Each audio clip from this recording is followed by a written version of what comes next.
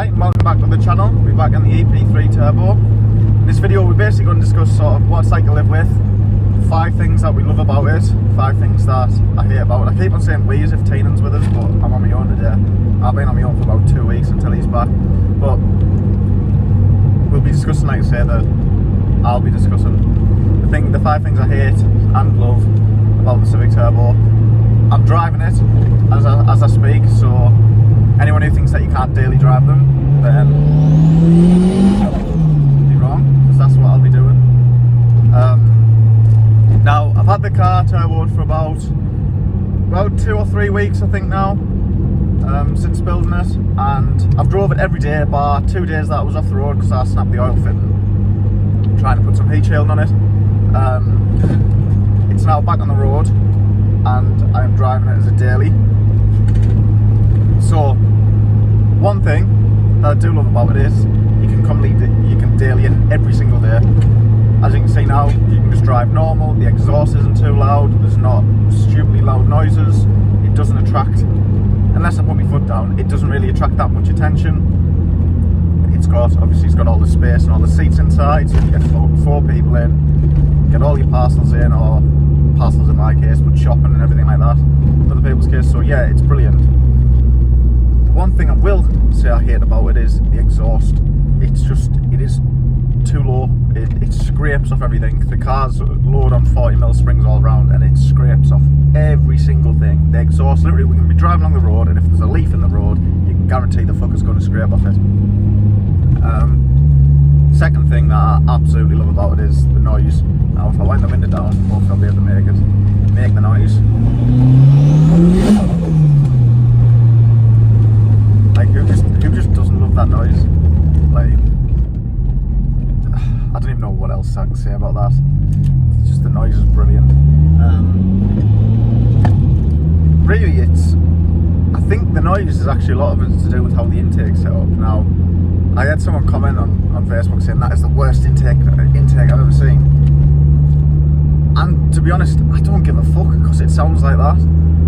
Like, it's a 3-inch, basically coming off the turbo is a 3-inch pipe with a 4-inch filter on, K&N filter, and it just sounds like this. Like, who can hate on that?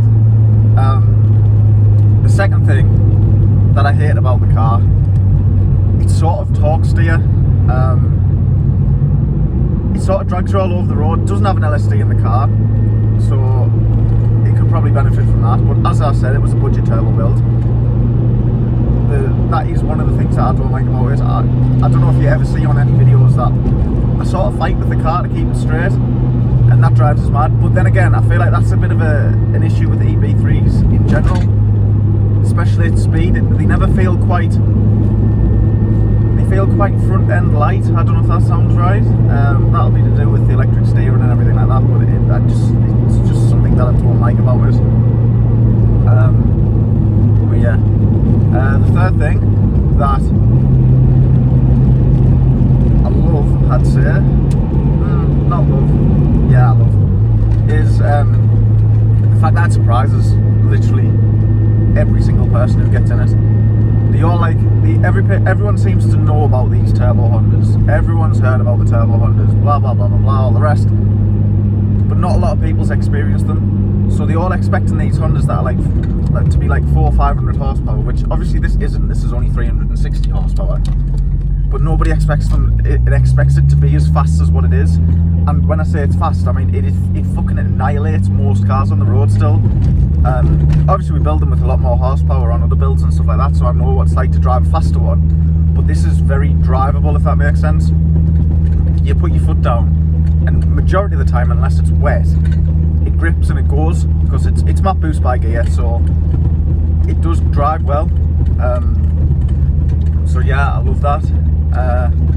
The third thing that I fucking hate about it is it's shit on fuel, but I only do short journeys in it. My work is the shop and the unit are only about between 4 and 7 mile, I can't remember what it is, away from where I live. So I don't exactly drive the car fucking miles.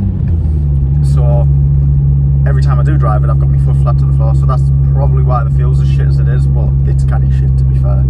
And I drive a 370, which only gets 11 miles per gallon. So fuel's never really been a problem for me, but in this, it's pretty shit. So yeah. Now, fourth thing that I like about it is got to be the big exposed front mount intercooler. Just because it, like, everyone wants to race you until they see the intercooler, then everyone's just like, oh, go on then, give it to them, and they don't want to race you anymore. So I like that, because it actually winds me up when people try to race you all the time. Like, I'm not into that. Like, I like to drive the car fast when I'm on my own, and don't like to put other people at risk, basically. So yeah, I quite like that. The fourth thing that I don't like about it is literally a cop magnet. So if I drove down here now and there was a cop there, you can guarantee he's going to turn around and pull us over. So that's not the ideal thing.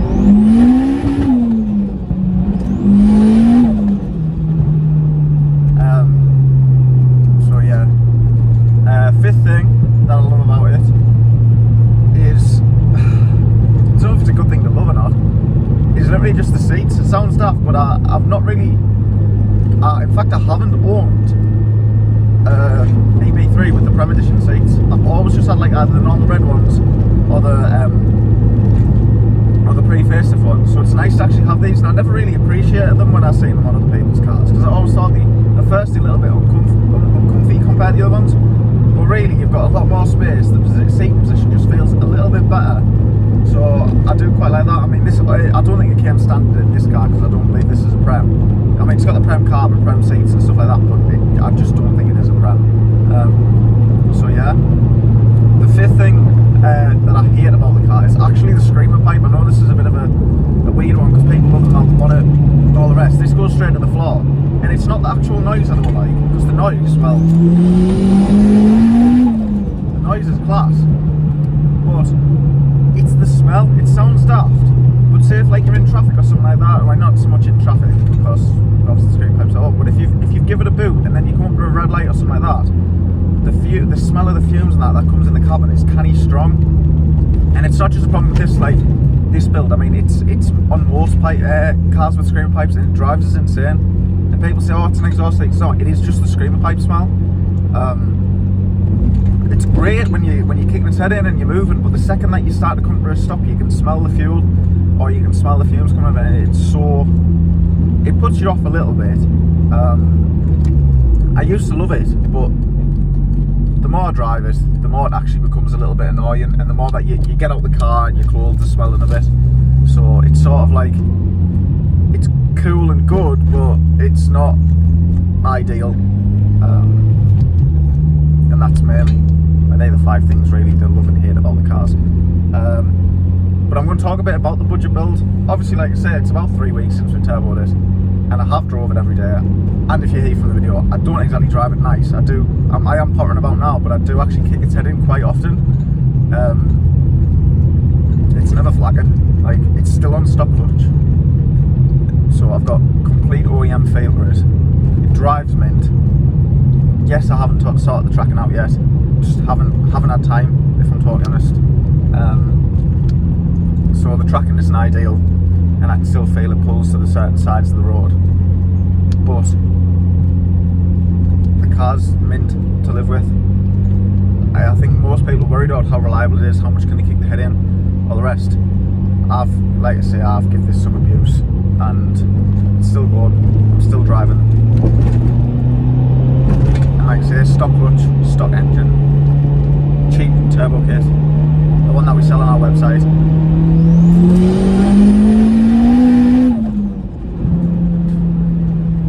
I can't, what else can I say? Like, it's just one of them cars you can drive every day. Not much else really to talk about with it.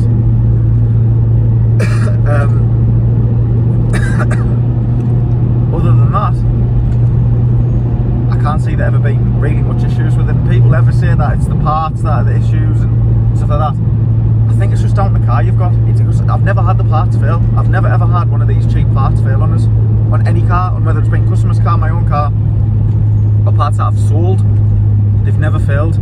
So if you manage to blow one of these up, you're either driving it absolutely fucking stupid all the time, or your engine's seen better days, and that's the only thing I can say. Because then other than that, the cars themselves are pretty mint. Trying to turn it on to you is not ideal.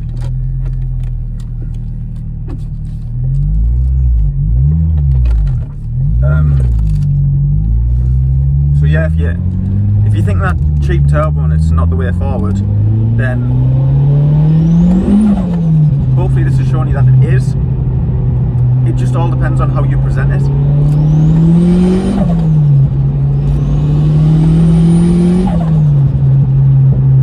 Like I say, I can't drive this any.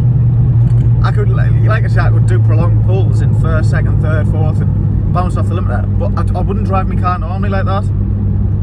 That's just driving like a dick for the sake of driving like a dick. And people think that once you get a turbo, that's how you're supposed to drive. But you just drive the car normal. You put your foot down when you want to put your foot down. Bounce off the limiter, fucking hell. Who doesn't in a Honda?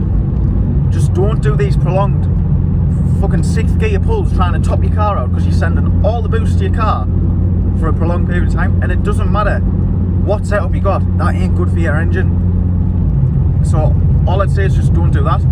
People then forget that you've got to service them. You think because they're being built then you don't need to do that. You don't need to, like, they forget about like the general maintenance side, because either because they're scared to touch it because it's turboed, or I don't know what it is. It's just this mindset that the Honda owners seem to have. You still got to change the oil, you still got to do all your other little bits for servicing, you still got to change the spark plugs. Just do that, and the car should see you just the same as any other car or any other Honda when they're not boosted. As I said, I drive this all the time, and I've got nothing bad to say about it. I'm just like, the only reason I'm just driving around now is just so people can literally see that the car gets driven. It's not one of them things that we built just for show and just for publicity and just to get people to buy something off us and to put money in my pocket. Like, it is literally something that I built for myself. Basically, I built Aaron's. If you've seen that one, I built Aaron's. I drove it. I forgot how much I liked them and how much I missed mine. So I thought, right, I'll get another one. But I wasn't just going to get another one for the sake of it. I had to make a series out of it or something like that. Something that was beneficial for the company. So I got another one. And then done this. And I love it.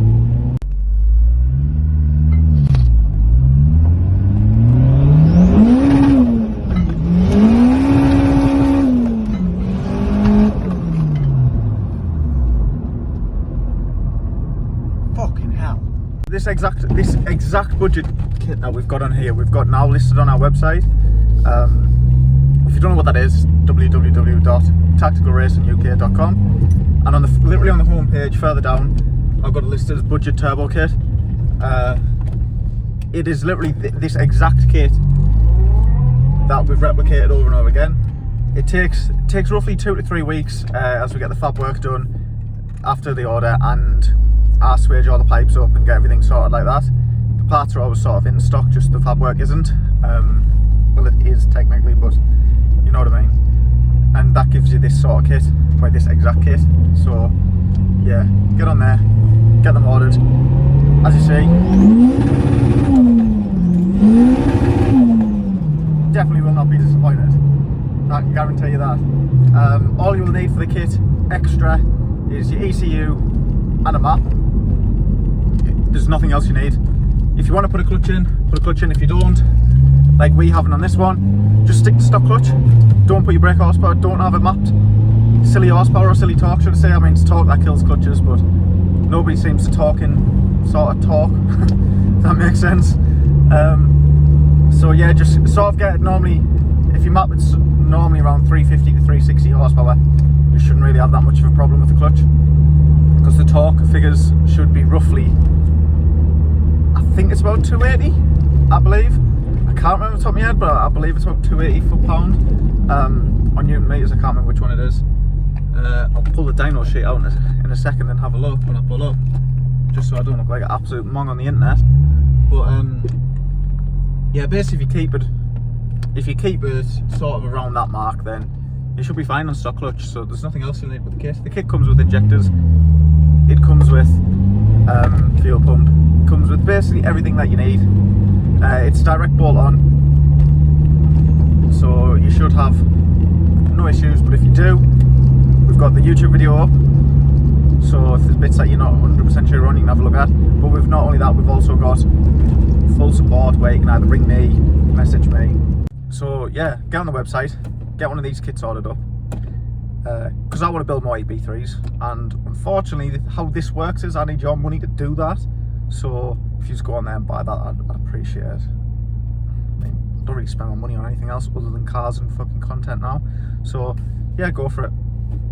But nah, in all seriousness, we've drove the car, we're driving it all over. We're not just selling a kit that's a load of shit that we don't have. I own this car, I drive this all the time, and as you've probably heard in the video, you can boost it as much as you want, it doesn't cause any problems. And if you hear any knocking or banging in the video, I've got 2 jacks in the boot, but other than that, you shouldn't have heard anything unless the exhaust scrapes off the floor. The car's mint, and the kit is held up mint. We've literally tested the worst of things over the years. Tested what's classed as a good kit, what's classed as a bad kit. We've tested what parts are supposed to be good, what parts are not supposed to be good. And all I can say is the parts that we've got in this car now is the combination of good and cheap parts that work and have just never failed us over the years. They've never ever failed us. These turbos have never let me down. A lot of people ruin these turbos by not priming them. Again, that's sort of like a you problem. Like if you don't prime the turbos and they blow, that's fucking natural selection at its finest. But other than that, we've never really had a problem with them. I've never had a problem with the intercoolers. I've never had a problem with the pipe work. Never had a problem with the wastegates. People worry about these wastegates, but if you've got solenoid in and you've got it mapped properly, then you should have protection either way. Like if the wastegate stays open, you get no boost, and if it stays closed, then if you've got it mapped right, then you should boost cut anywhere. So it should feel like you're hitting a brick wall, and then that way you don't blow your engine. Like if your wastegates are failing and you're blowing your car up, there's something a bit, you just don't have it mapped properly. I don't know if that's the right way to say it, or you don't have any protection, would I say. Where with these, I'm not bothered, because if a wastegate fails, it won't do that much harm, or shouldn't do any harm. Take it off, put another one on. But like I say, with these Pulsar wastegates, I've had no problem. Same as with the Pulsar turbos, I've had no problem either. And with the max speed and rods turbos, again, no problem. I'm putting the max speed and rods on my 370, and the engines on them, if I blow them, is like $4.5 grand. So it's how much trust I've got in them to not fuck me over. But yeah, these kits, I have sold a few already, still waiting on them, just like say fabrication work. But hopefully you'll see a lot of these kits circulating in the market. And for these other fucking tuners who are saying, oh, don't do this, don't do that, stop cheating people out of parts, because you are literally telling them stuff that is a load of shit, just because you don't want to map them, because your company or you do something that's more expensive that makes it better for them. Yous are weapons, mate. Like, all of yous are absolute weapons. Yous are going on as if, like, you make the money from the tuning regardless, so stop going on like fucking clowns. And if you're offended and you're going to message me about it, then I'm clearly talking to you. And all I'll say to you is, fuck off. Same as I say to anyone else. I don't need to deal with you. Like, if you wanna rob people of stuff, that's up to you, and that's how you run your business. You don't like me because I tell the truth and that. But look, this fucking China part will work. Not this fucking 200 odd pound part that's not worth the 200 odd pound. So to them people who are getting upset by that, fuck you. Simple as. Nothing else I can really say on that, because we ain't ever going to agree. And you'll say all you want behind the scenes, you'll slate everything, try hardest to get us closed down, but I'm still here, still going to be here, still going to be saying the same things, still going to be driving around in turbo ep3s and fucking posting videos of it. So to be honest, it's just easy if you shut up and I shut up to yous. Simple as.